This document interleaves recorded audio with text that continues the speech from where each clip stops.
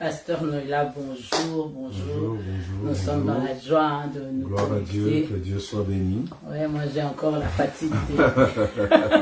J'ai encore la fatigue Bon de l'anniversaire. Et vive tes 40. Ok, il a dit que j'ai des carences, le pasteur Noëlla.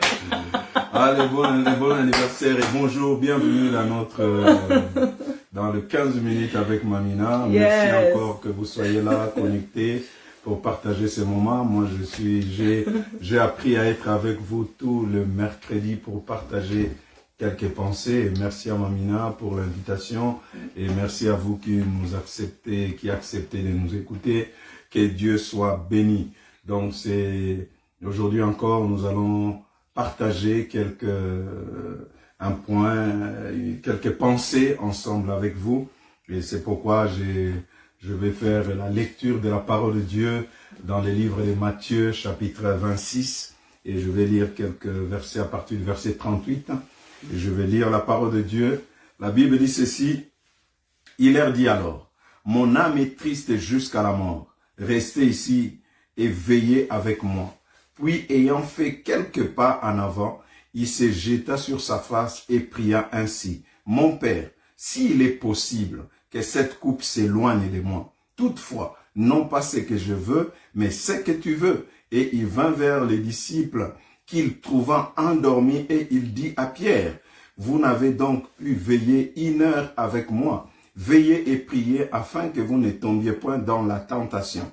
L'esprit est bien disposé, mais la chair est faible. » Il s'éloigna une seconde fois et pria ainsi. « Mon Père, s'il n'est pas possible que cette coupe s'éloigne sans que je la boive, que ta volonté soit faite. » Waouh! Amen. Waouh! Waouh! Que Dieu soit béni. Que ta volonté soit faite. Nous sommes dans cette histoire, dans une épisode très compliqué de la vie de Jésus ou de son ministère. Il est à la fin de son ministère terrestre et Jésus doit passer dans cette expérience de la croix qui est une expérience très douloureuse, très compliquée pour lui. C'est la première fois que nous puissions trouver Jésus dans cet état, dans un état où il est troublé, dans un état où il est triste. Et lui-même, il partage avec ses disciples. Lui qui était appelé à consoler les autres. Lui qui était là pour soutenir les attristés. Mais lui-même, il se trouve dans un état où il est vraiment triste. Il est troublé et il dit, mon âme est troublée, je suis triste. Mais qu'est-ce qui les rend aussi tristes? Qu'est-ce qui fait que Jésus, celui que nous connaissons le Maître, soit dans cet état? Il se trouve à Gethsémane. À Gethsémane, là, Jésus se trouve dans un état où nous n'avions pas l'habitude de le voir dans cet état-là. Jésus est triste, Jésus est troublé. Mais qu'est-ce qui les rend aussi tristes? C'est la prise de conscience de la réalité de la volonté de Dieu pour lui. Jésus prend conscience à Gethsémane de la réalité de la volonté de Dieu pour lui. Il se rend compte que maintenant la volonté de Dieu, il comprend qu'est-ce que ça implique. Le fait d'accepter la volonté de Dieu. Et là, il dit, je suis triste lorsqu'il prend conscience de la réalité de la volonté de Dieu. Parce que c'était une réalité qui ne les confortait pas, qui ne les mettait pas à l'aise. Il dit, c'est la volonté de Dieu. Je sais que je dois passer par là. Je sais que Dieu veut que je passe par là. Pour le bien de l'humanité. Pour le bien des hommes et des femmes qui m'entourent. Pour le salut de l'humanité. Il faut que je passe par là. Mais ça ne les conforte pas. Ça ne le met pas à l'aise. Et ça les rend tristes. Ça ne les conforte pas. Il est triste. Il est embarrassé face à cela. Il est angoissé face à cela. Il cherche même l'aide de ses disciples. Mais Jésus, qu'est-ce qui te trouble ainsi? C'est la réalité des plans de Dieu dans sa vie. Il savait que c'était le plan de Dieu pour lui. Jésus est en train de lutter avec cette réalité, avec cette volonté. Il dit, Père, est-ce que c'est possible d'éloigner cette coupe? Mais non pas ma volonté, mais ta volonté. Je suis venu dire à quelqu'un cet après-midi, jette l'éponge. Alléluia. Je suis venu dire à quelqu'un cet après-midi, jette l'éponge. Jésus est comme dans le ring des boxe, où il est en train de lutter, de se battre avec la réalité de la volonté de Dieu. Est-ce que je dois accepter cette volonté? Ou est-ce que je dois faire autre chose? Il vient auprès du Père et dit, mais est-ce qu'il n'y a pas un autre plan? Est-ce qu'il n'y a pas un autre moyen pour que je puisse m'en sortir? Est-ce que je ne peux pas faire autrement que ça? Mais la volonté de Dieu est là. Et Jésus se bat et il lutte avec ça. Beaucoup d'entre nous sont en train de se battre avec la volonté de Dieu. Ils connaissent ce que Dieu veut pour eux. Ils savent ce qu'il faut faire, mais ils sont en train de se battre. Ils sont comme à Gethsemane.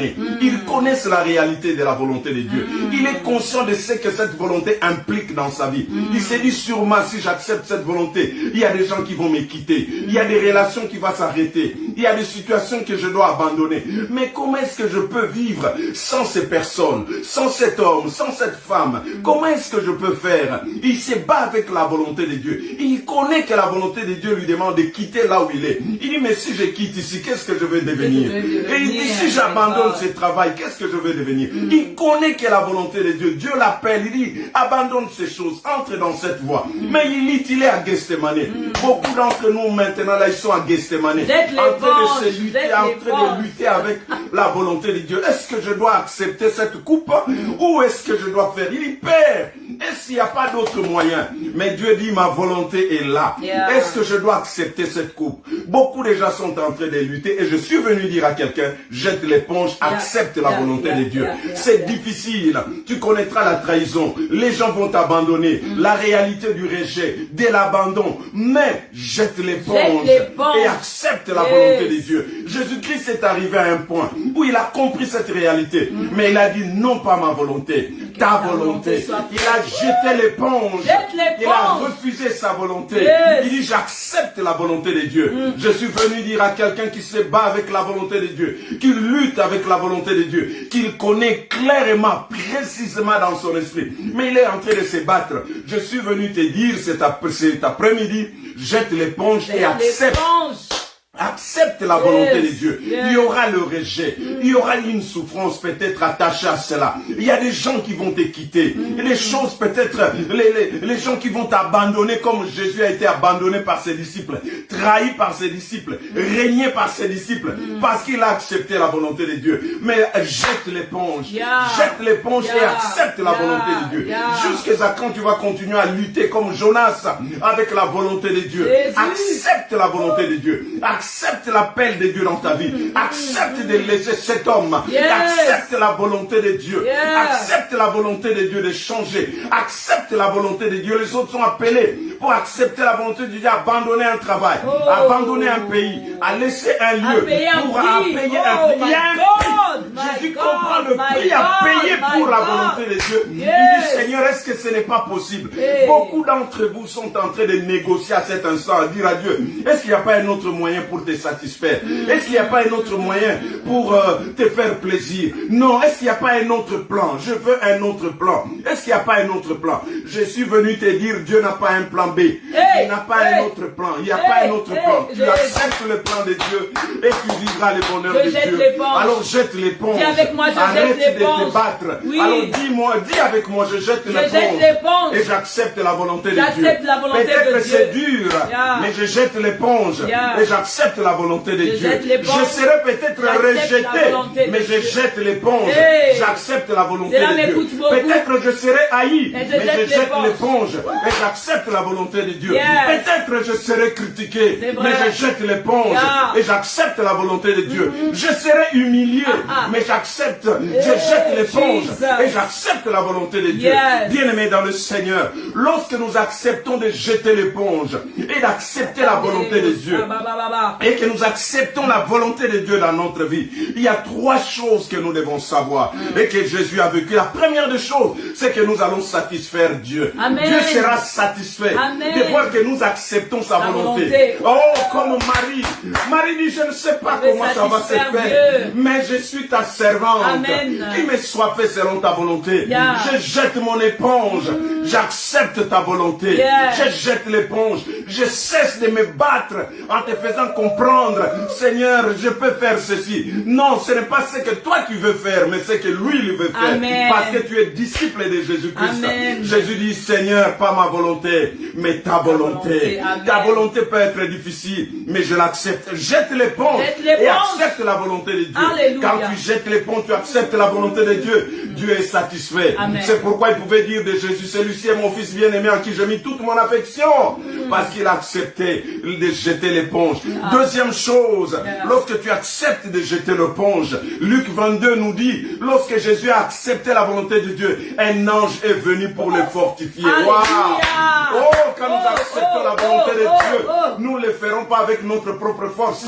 Dieu va envoyer quelqu'un. Alléluia. L'ange, c'est un envoyé de Dieu. Amen. Je prie qu'à ce moment où tu as accepté de jeter l'éponge et accepter la volonté de Dieu, où tu t'es décidé de jeter l'éponge pour accepter la volonté de Dieu, que maintenant la visitation de Dieu vienne dans ta vie, Amen. pour te fortifier, pour t'encourager, pour te dire non, tu n'es pas seul, tu n'es pas seul, ça peut être dur, mais tu seras encouragé. Dieu t'enverra des personnes pour t'encourager, Dieu t'enverra un homme pour t'encourager. La visitation divine viendra ton partage. Oui, là, lui-même viendra te fortifier. La Bible dit l'ange est venu les fortifier. L'envoyé de Dieu est en route pour venir te fortifier, pour venir t'encourager, pour venir te relever. Il est en route.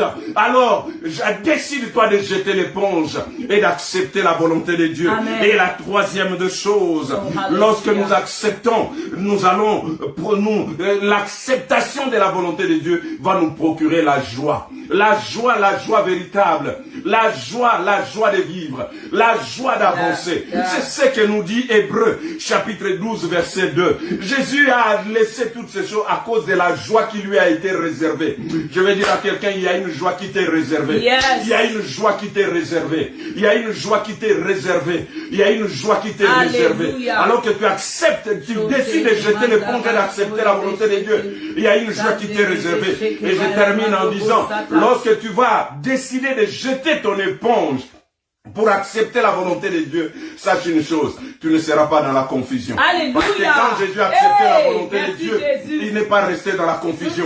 Il y a eu l'humiliation, il y a eu la honte, mais il y avait aussi la gloire. Amen. Le troisième jour, Amen. il fut ressuscité et Dieu l'a élevé et l'a placé à la droite du Père. Parce que Jésus a accepté la volonté de Dieu, Dieu l'a souverainement élevé et l'a fait asseoir à sa droite. Amen. Oh, je vois quelqu'un qui accepte, qui décide aujourd'hui de jeter l'éponge et d'accepter la volonté de Dieu, en train de se positionner. Dieu l'a positionné à sa droite. Dieu va te positionner dès que tu acceptes la volonté. Tu ne seras pas dans la confusion parce que tu as accepté la volonté de Dieu. Amen. De laisser peut-être cet homme, parce que tu as accepté la volonté de Dieu. De laisser peut-être ce travail, parce que tu as accepté la volonté de Dieu. D'entrer peut-être dans le ministère, parce que tu as accepté la volonté de Dieu. De t'engager peut-être avec cet homme, parce que tu as accepté la volonté de Dieu. Tu ne seras pas dans la confusion, tu ne seras pas dans la honte, tu ne seras pas courbé, tu ne seras pas brisé, mais Dieu va te relever. Alléluia. Comme il a relevé Jésus d'entre les morts, parce que Jésus a accepté sa volonté. J'aimerais dire à quelqu'un, la croix n'est pas la fin, il y a une résurrection.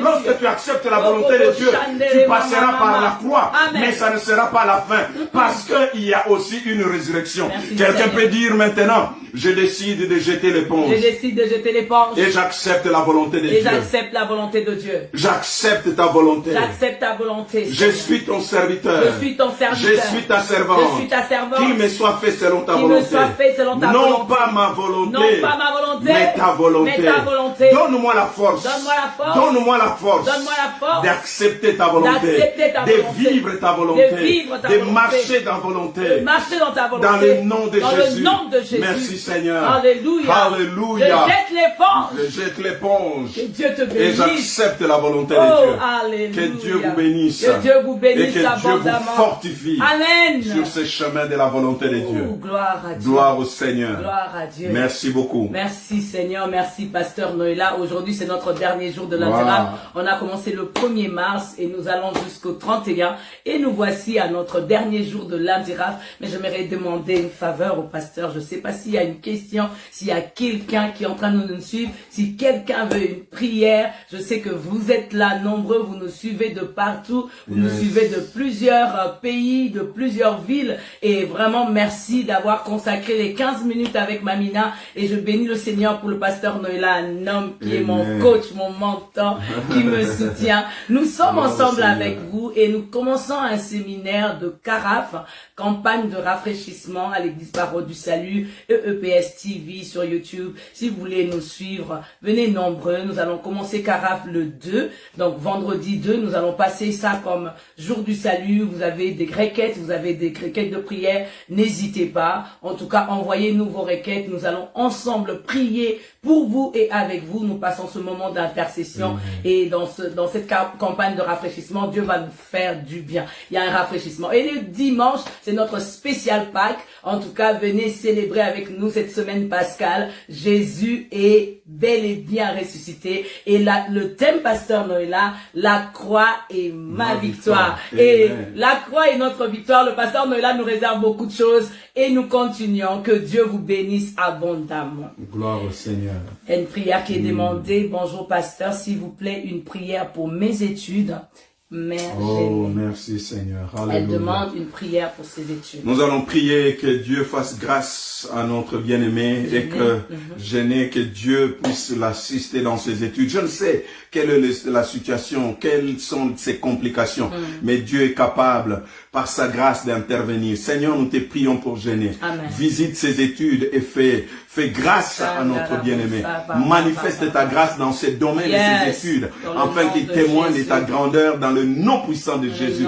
Mais pour tant d'autres étudiants qui ont besoin de toi pendant ce moment, qui n'est pas facile, je prie que tu le fortifies. Je prie que tu les assistes, que tu ouvres leur intelligence et que tu le permettes, Seigneur, d'accéder dans d'autres diplômes, dans d'autres niveaux, pour la gloire de ton nom. Car c'est toi qui nous donnes la sagesse, l'intelligence et la compréhension des choses. Fais-le pour la gloire de ton nom, au nom puissant de Jésus. Merci Seigneur.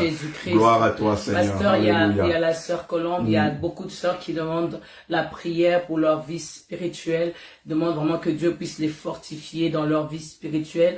Il y a une autre personne qui me demande sur Instagram, pasteur, je veux une prière pour que ma foi soit fortifiée.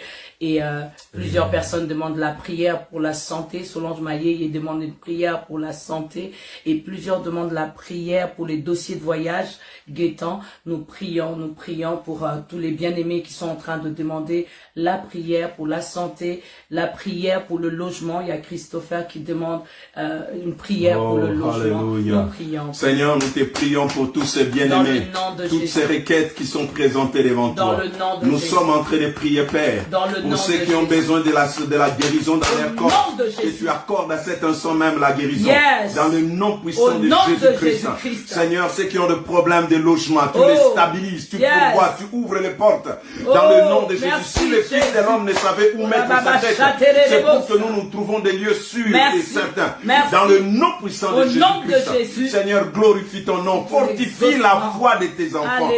Fortifie ton peuple, tes enfants qui ont besoin d'être fortifiés, encouragés par toi. Je prie que ton esprit puisse fortifier la foi d'une personne, puisse renouveler la foi de quelqu'un. Au travers de ta parole, Seigneur, qu'un homme, une femme soit fortifié dans ce combat, dans ces luttes. Donne la nouvelle force. Donne une nouvelle force dans le nom de Jésus. Visite les familles entières par la puissance de ton nom, oh Dieu. Au nom puissant de Jésus. Que les portes s'ouvrent. Que les verrous puissent sauter. Que les chaînes soient brisées. Dans le nom puissant de Jésus. Seigneur, fais éclater ta gloire. Afin que dans les jours qui viennent, ton peuple témoigne de ta grandeur et de ta puissance. Parce que tu n'as pas changé. Amen. Pasteur Noël a une dernière prière. Les gens demandent pour la vie spirituelle. Je pense que nous tous, nous voulons cet équipement spirituel. Que l'onction de Dieu soit sur nous dans tous les services que nous faisons. Nous voulons jeter l'éponge et nous abandonner totalement à Dieu. Que la volonté de Dieu soit sur nous, mais que l'onction du Saint-Esprit soit sur chacun de nous. Si nous pouvons juste lever nos mains, je ne sais pas si vous êtes à la maison, si vous êtes dans votre temps de pause, nous allons juste lever nos mains, nous attendre à la grâce du Saint-Esprit sur chacun de nous. Oh, que le souffle de Dieu souffle sur nous. Je suis en train de prier, Seigneur, pour tous ceux qui se battent et luttent avec l'appel de Dieu dans leur cœur. Jésus. Alors que les choses sont tellement claires dans leur esprit, mais ils se battent. Ils posent peut-être des justifications comme Moïse. Je prie, Seigneur, que tu puisses les aider à accepter cette volonté, même quand ils ne savent pas l'issue de cette volonté. Jésus. Seigneur, je prie que tu leur donnes la capacité, la force d'accepter ta volonté et d'accepter de vivre dans ta volonté et de suivre tes plans et non pas leurs plans, ni même le plan que la famille avait déjà préparé et prévu pour eux. Dans le nom puissant de Jésus-Christ, Seigneur, je prie que tu puisses les aider à accepter ton plan, à abandonner leurs plans, à abandonner les plans des hommes, à abandonner les plans du diable pour accepter ton plan. Je prie que tu puisses fortifier, renouveler la vie spirituelle de chacun. Seigneur, crée une nouvelle soif dans les cœurs. Oui, intensifie la soif de toi, la soif de te connaître, la soif de te suivre, la soif de vivre pour toi. Intensifie cela dans la vie de ton peuple, car nous te le recommandons. Quelle onction qui s'attache à ceux qui acceptent ta volonté se manifeste dans la vie de tous ces frères, de tous ces frères et toutes ces sœurs qui ont accepté de suivre ta voie, d'accepter de marcher selon tes plans. Dans le nom de Jésus, qu'une onction les accompagne. Merci. Oui, comme disait le psalmiste, que le bonheur et la grâce m'accompagneront. Que cela soit ainsi pour mon frère, pour ma sœur, au nom de Jésus. Amen. Amen. Que Dieu vous bénisse. Merci d'être nombreux à nous suivre. Merci d'avoir été fidèles dans les 15 minutes avec Mamina. Nous nous retrouverons par contre là au mois de juin, parce qu'au mois de mai et mois d'avril, on a des programmes chargés à l'église, et les 15 minutes de Mamina, nous allons nous retrouver au mois de juin. Nous allons passer des moments d'adoration. J'ai entendu vos requêtes, mais mes comptes sont là. Si vous voulez m'écrire sur Instagram, sur Facebook, ou sur WhatsApp, comme vous voulez, nous allons essayer de répondre à la maison du Plossi. Priez avec vous. Je vous aime. Que Dieu vous bénisse. Nous vous aimons. À bientôt.